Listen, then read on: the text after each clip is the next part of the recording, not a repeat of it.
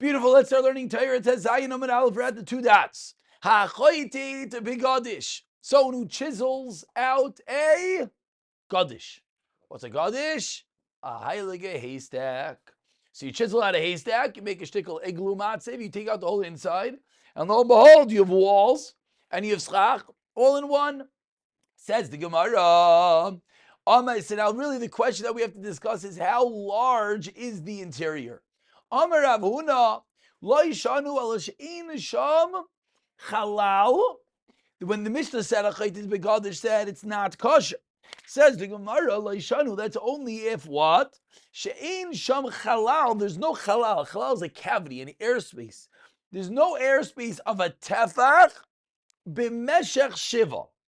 An airspace of 1 tefach with the area of 7. Aval, however, and we'll read these words and we'll explain the massive chiddush. Yesham halal tefach b'meshech shiva. If there is this airspace of a tefach by 7 tefachim, harei ze sukkah. Then it is a sukkah. How is it a sukkah? Very good, very good. You're saying good. So let's look at Rashi. So Rashi says, look at Rashi. Elosh ein sham halal tefach. Rashi Mamish points out what you just said. Really explains what the chiddush is.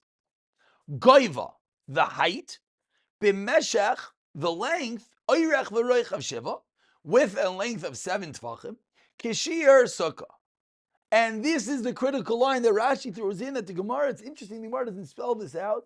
Ve'achar kach, and after you have what? You have this 1 tefach box, higdish kol hagadish al oisech halal. Then you dig out the whole haystack. De'achshav nase shem sukkah me'elov, v'lo yoel shem sukkah mitzchila. So let's explain outside. And this to me is one of the larger chedushim that we've learned so far. We have a haystack. Let's say it's a massive haystack. We can envision more like I don't know. I'm thinking evergreen parking lot after the snow. You got like the snow to Shemayim. So you got this massive haystack. Kavaldik. So you come there. You come. You can have some fun, and you chisel out mamish a palace inside. Mamish. Says the Gemara, it's puzzle. Why is it puzzle? Because when it started, what was it? It was nothing. So there was never a shem schach, and it happened on its own. Why? Because as you made the inside, lo and behold, you have walls and schach together.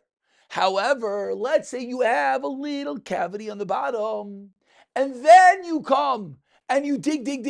What did you do? So you had a shem schach, and now all you're doing is you're building walls around it.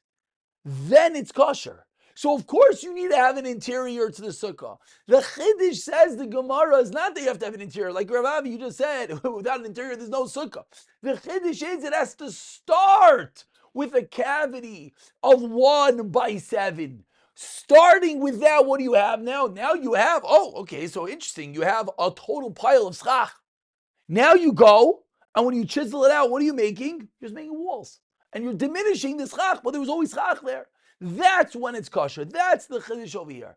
So when the Mishnah said it's possible, it's when it's a full haystack. But if there's this cavity, then by chiseling it out, you're creating the walls and leaving the schach behind, and that is kosher. Tanya nami hachi. So it's interesting. How would this work? L'chayra at some level, yeah, it would work. Let's go back to our cases when we had sukkahs that were too tall. What do we say? We say build a platform, right? Because you have schach, you just have to make the interior the right dimension. So it's a similar idea. So it comes out. We thought when you read the Mishnah, you think, what's the problem? The problem is that it's a haystack. It's not a sukkah. The answer is no. There's no shame schach on it. Schach, as we've seen so many times, right, all the way back from that base. Al shem schach kari sukkah. The sukkah is your schach. So if you don't have schach, you don't have a sukkah. But if you have schach, and then you build within the walls, that's the chiddush. Tanami hachi, we learned to Braisa, Taraya. Hachoyti begadish lasel sukkah, reizeh sukkah. Vanan tanan, our Mishnah says, ain't no sukkah. Alav shmamina, because Rav Huna shmamina, one is when there is this cavity to start, and one is when there is not. There are those that ask it as a stira, rami, a stira. Tanan, we learned in our Mishnah, sukkah. Ain't no sukkah, it's not a sukkah. I, Vatanya, we learned in the Brisa, raise a sukkah, yes, a sukkah. Rabuna lo kash kam shein shel chalal tevach, v'shel shiva kam shein shel chalal tevach, b'meshach shiva. Givaldik. And we begin the next Heilige Mishnah. Hamishal shel defanais milmata milmalu lamata. You hang walls down from your schach milmalu lamata. Im gavaya min aretz shleishet tefachim. If there is a 3 tefach gap between the floor and the top of your walls, then it is psula. Then it is psula. The reason being, as Rashi speaks out, because a Gediya goat can walk right through your wall. It's not a wall at all. Givaldik. Milmata lilmala. Let's say you hung walls the other way. You take from the floor and you make them going up, but they don't go all the way to your schach. In Gavoya Asar Tfachim, once the wall is 10 Tfachim, which, by the way, is not so tall. How big is a Tefach? A Tefach is approximately, so I always say 6 inches. Yeah, it's this. Someone recently corrected me that I was wrong. I gave a share recently on mezuzah, and I said a tefach is 6 inches because I'm thinking my hand, we grabbed to have a little bit bigger hands. It's about 4 inches. It's not 6. Yeah, it's probably more closer to your hand. It's about 4 inches. So it's a very big difference because if it's 6 inches, 10 times 6 is 60 inches, is 5 feet. That's very big. It's not such a chiddush. 4 times 10 is 40 inches, is 3.5 feet. That's much more like you've seen like these little sukkahs. That's what it is. So once you have 10 tfachim, which is about, I guess, somewhere in the 4 feet range, ksheira, even though the schach might be much taller. Rav Yossi Yomer, no. Kishem shel milmata lamala asar tfachim. Just like if it goes from down up, it's 10 tfachim. So too, if you go up to down, once it's 10 tefachim, you could have a massive gap. So according to Rav Yossi, a massive chiddush, you have this big sukkah, you have a 10 tefach wall coming down, and then you have the whole bottom open.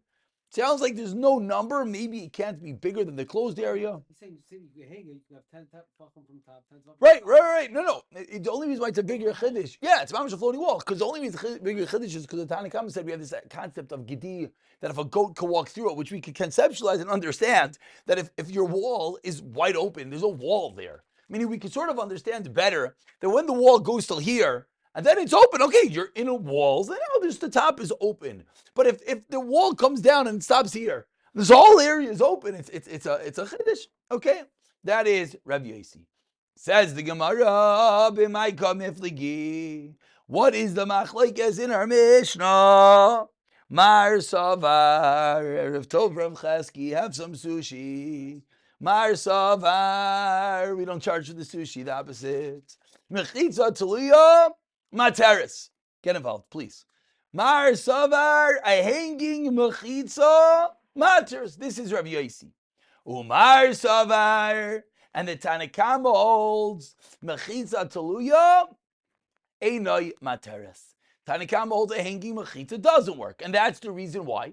According to the Tanna Kama, if you have this hanging wall with a big gap, it's no good because the goats walk right through it. According to Rav Yossi, mechitza teluya, once you have a hanging wall, it's materis. What does that mean? It means it has a din of a wall. I don't care how big the gap underneath it is.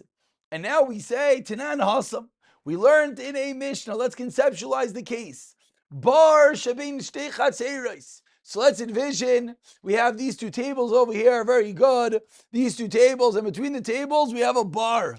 We have a nice well between the tables. Now what's going to happen when the guy on this side draws his water? Well, the water underneath is all mixed together. There's no wall in between. And the guy on this side, so the problem is I can't carry from your Rishus into my Rishus on Shabbos. I can't lift my hand over and bring it in. I can't transfer. It's 2 different Rishuyos. So the question is, how do we draw water from this well? So says the Mishnah, bar, a pit, shebein shtei chatzeros, ein mimalin mimenu b'Shabbos. You're not allowed to fill up from it on Shabbos, which we can understand very easily. Because again, if you go to your side and you take water, where's the water coming from? The whole bottom. Where's the bottom? The bottom's the whole area. So you're not allowed to take water out of this well on Shabbos. Ellen Kane, what do? Asalai mechitza asar tvachim. You make a mechitza. A mechitza of how big? 10 tfachim. Bein mil mala, bein mil mata, on top, on the bottom, bein b'teich oignoi, whether it's within the lip, the oigen. Actually, now we can appreciate that word. If we go to the very end of the first parak, that word was a gidanfa. Did anyone say, I think someone translated it as an oigen, as a rim. Gidanfa. No one said it's an oigen? By the machatzelos, right. So there the word was gidanfa. Here the word is an oigna. Okay, I thought someone translated it too. Okay, either way, says the Gemara. Yeah, but the Aron we also had it, but I don't know if the word was oigen. I don't think so. Okay, we have to look back. But either way, what's the Gemara teaching me again? So I have this well between our two properties. Yeah, you cannot draw, I cannot draw. Says the Gemara, I'll tell you a chiddush. Make a mechitza over here. Rabbi, what does that do for you? You put a mechitza up here, the water's underneath here. Shkayach, what does that do? And even if the mechitza is down below 10 tefachim, how deep is the well? More than 10 tefachim. So what does that help? Clearly, according to the Tanakhama, halachically, once you have 10 tefachim, it goes all the way down. And therefore, halacha, it's considered as if the water is separated. A massive chiddush. Rashba Goimer says, Rav Shimon Gamliel. As we turn over, Beis Shammai Oimrim Milmalo. Beis Hillel Oimrim Milmata. Beis Shammai says it has to be above. So says it has to be below. Omer Rav Yehuda. Loitei mechitza gedola min ha'koisel shebeneim. The mechitza does not have to be greater than the wall that is between the two properties. Why? So Rav Yehuda's learning, if there's a wall between these properties, like we said up here, that's enough. So clearly, what's going on over here? Namar Rabbi Achanam, Rav Yechon, Rav Yehuda b'shitas, Rav Yaisi. Who's Rav Yaisi? We just had Rav Yaisi. What did Rav Yaisi say in the Mishnah?